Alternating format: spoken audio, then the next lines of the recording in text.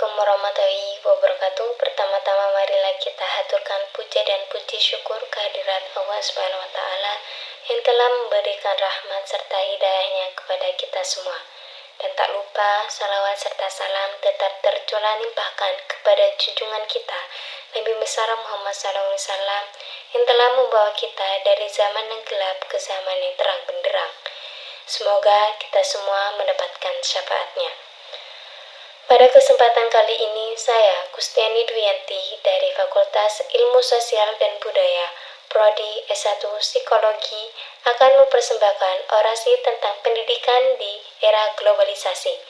Menurut Ki Hajar Dewantara, pendidikan adalah proses memanusiakan manusia, sehingga harus memerdekakan manusia dan segala aspek kehidupan, baik secara fisik, mental, jasmani, dan rohani. Pendidikan bukan hanya hitam di atas kertas maupun secarik kertas sertifikat. Namun, pendidikan merupakan investasi jangka panjang yang ekstensinya dibutuhkan dalam setiap aspek kehidupan.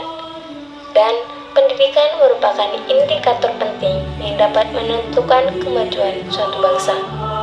Dengan pendidikan dapat mengubah mindset seseorang menjadi lebih baik.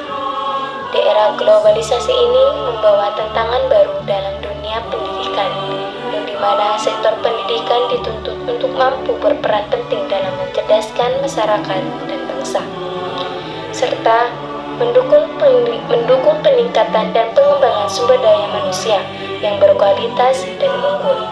Hal ini ditujukan agar setiap individu mempunyai hak yang sama untuk bersaing di tengah era globalisasi ini.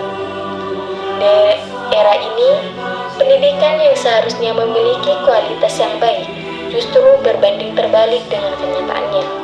Teman-teman yang berbahagia, seperti yang kita ketahui bahwa beberapa tahun terakhir sektor pendidikan sering dihadapkan dengan banyak permasalahan, mulai dari anggaran pendidikan, kurikulum, fasilitas, sarana dan prasarana, sumber daya tenaga pendidikan, dan lain-lain. Salah satunya dikarenakan kurikulum yang semakin tidak jelas alurnya. Kurikulum yang terpusat menjadikan kondisi pendidikan semakin rumit. Kurikulum yang hanya didasarkan pada pengetahuan pemerintah tanpa memperhatikan kebutuhan masyarakat. Kurikulum dibuat di Jakarta dan tidak memperhatikan kondisi di masyarakat bawah atau di daerah-daerah terpencil. Salah satu contoh permasalahan ini terjadi pada anak-anak pelosok yang sampai saat ini kurang mendapatkan pendidikan yang baik dan layak. Mereka masih menggunakan fasilitas seadanya untuk bisa mendapatkan pendidikan. Dunia pendidikan seharusnya peka dan tanggap dalam mempersiapkan sistem pendidikan sesuai dengan konteks dan tuntutan zaman. Tentang prospek pendidikan nasional ke depan dalam menghadapi era perkembangan globalisasi. Kesadaran global tentang peningkatan sumber daya manusia adalah sebuah keharusan bagi dunia pendidikan.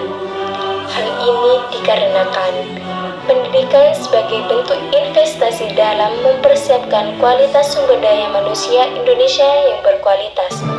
Oleh karena itu, besar harapan untuk kedepannya pendidikan di Indonesia bisa lebih baik.